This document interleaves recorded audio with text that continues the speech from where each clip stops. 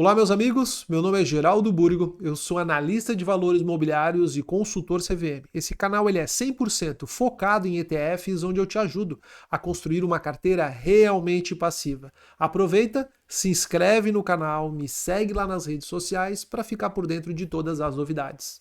Essa semana a gente vai falar sobre um ETF que busca uma exposição ao dólar, mas não da forma que a maioria dos investidores imaginam, porque ele não tem uma simples exposição à variação cambial. Ele consegue te entregar a variação cambial, dólar e real, mais um prêmio, né? Ou seja, ele embute mais um prêmio, porque ele busca essa exposição ao dólar através de contratos futuros. Eu vou explicar para vocês como que funciona esse ETF, comparar com outras opções que a gente tem no mercado, para ver se realmente faz sentido esse tipo de exposição na carteira do investidor. Bom, meus amigos, eu estou falando do nosso dólar 11, que ele é um ETF lançado ano passado pelo Banco do Brasil. Sim, meus amigos, o Banco do Brasil também tem ETFs, mais especificamente pela BB Asset.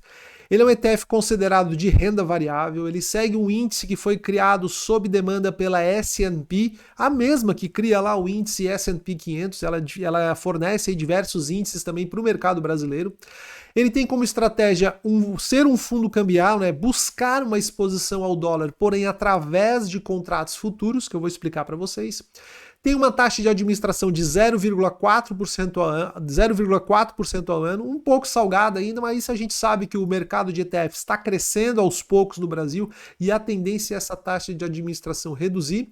Tem atualmente 2.098 cotistas, um fundo pequeno ainda, não tem nem 100 milhões de patrimônio líquido, em torno aí de 90 milhões de reais.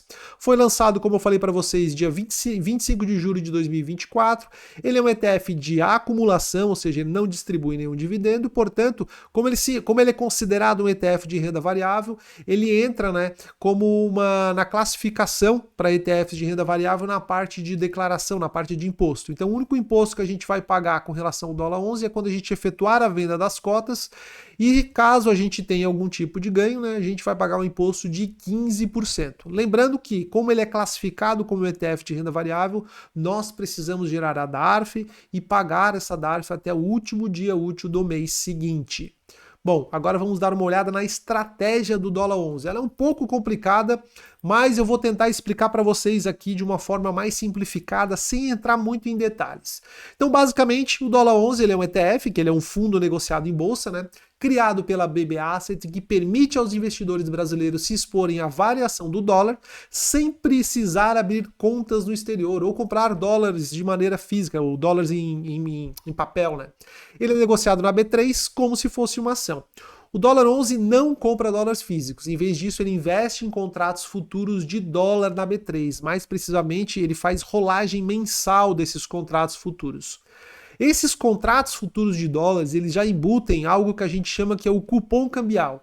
Então, além da variação cambial, o dólar 11 consegue te entregar esse cupom cambial, que basicamente eu vou generalizar um pouco, é basicamente a diferença de taxa de juros entre Brasil e Estados Unidos. Então o ETF ele vai ter uma parcela dos recursos fica aplicado aqui em títulos de renda fixa no Brasil, rendendo algo próximo ao CDI, e a outra parte é usada para comprar contratos futuros de dólares que já incorporam o diferencial de juros entre Brasil e Estados Unidos, que é o cupom cambial. Se a gente for dar uma olhada aqui embaixo, eu coloquei para vocês a fórmula do dólar futuro, né? Como se calcula esse dólar futuro? É basicamente o dólar spot, que é o dólar de hoje, né? Da cotação de hoje do dólar, que multiplica 1 mais a taxa de juros americana, dividido por 1 mais a taxa de juros americana elevado ao tempo, né? O prazo de vencimento desse contrato.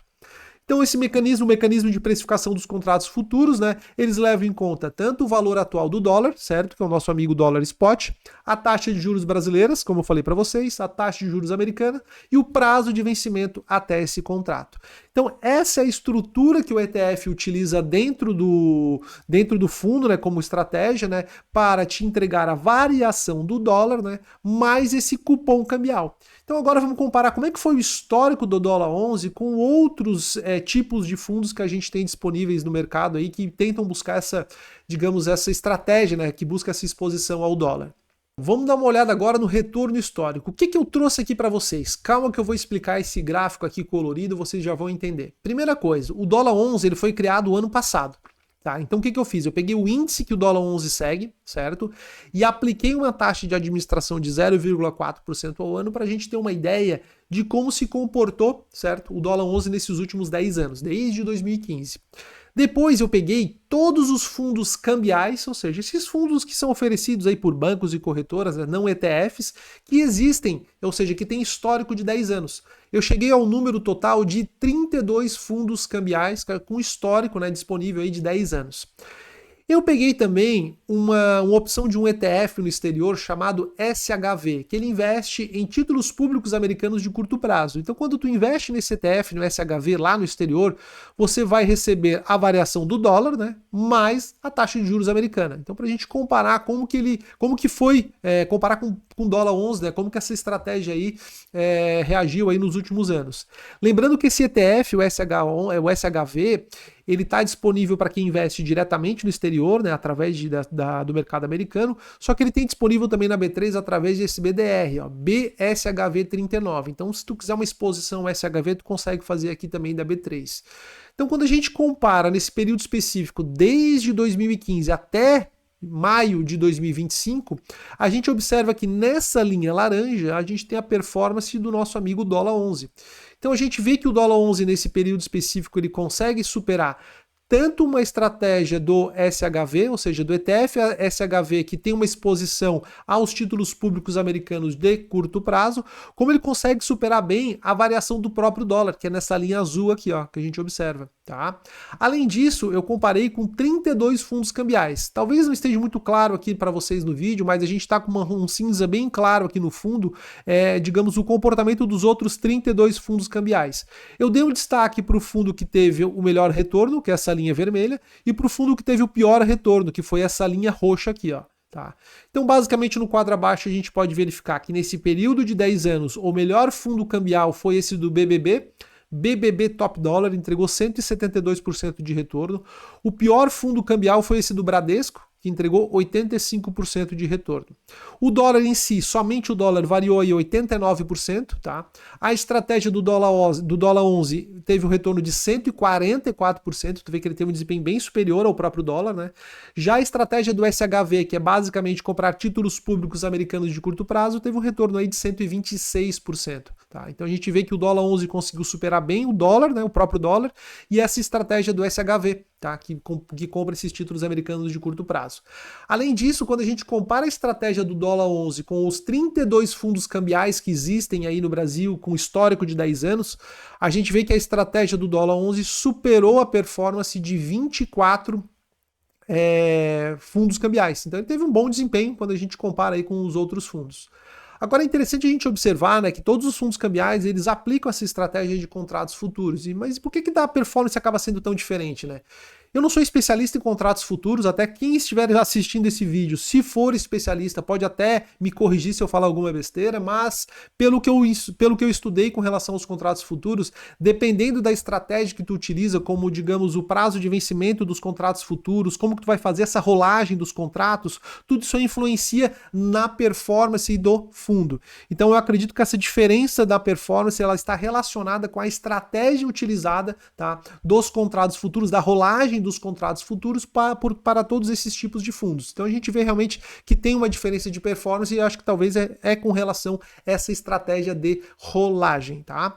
Vamos dar uma olhada agora na performance também através de janelas móveis. Vocês sabem que eu adoro utilizar essas janelas móveis, dar uma visão melhor assim realmente da consistência da estratégia, né? Então vamos ver primeiro aqui através dos gráficos de janelas móveis de 12 meses. Tá? Então aqui eu estou comparando basicamente a estratégia do dólar 11 com o próprio dólar e com o SHV, que é o nosso CTF lá no exterior que investe em títulos públicos americanos de curto prazo.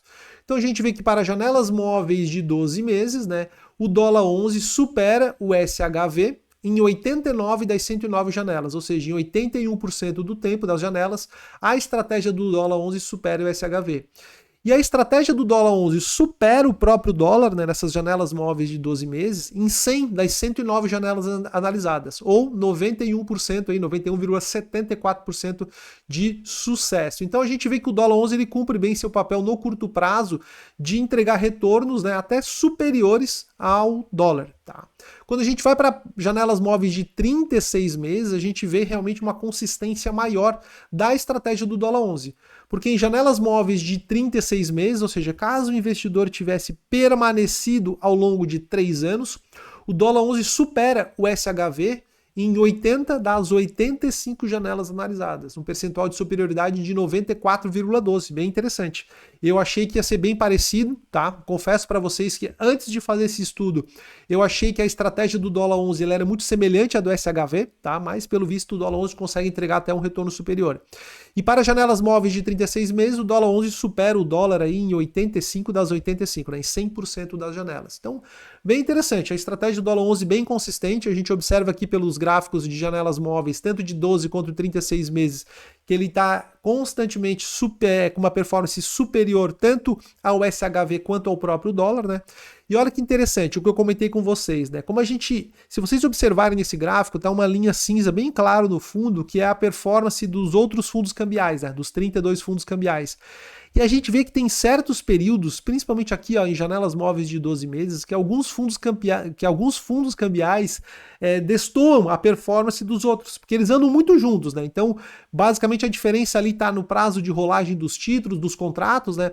Mas eu acho que alguns períodos aqui eu acredito que pode ter algum erro de operação dessa rolagem dos contratos que faz alguns fundos cambiais de se destoarem de outros, né? Então, eu acho que até um risco de utilizar esse tipo de estratégia, né, para buscar essa exposição ao dólar, porque tu tem que depender ali realmente de um mecanismo de rolagem dos contratos futuros e talvez em algum momento isso aí pode não dar certo.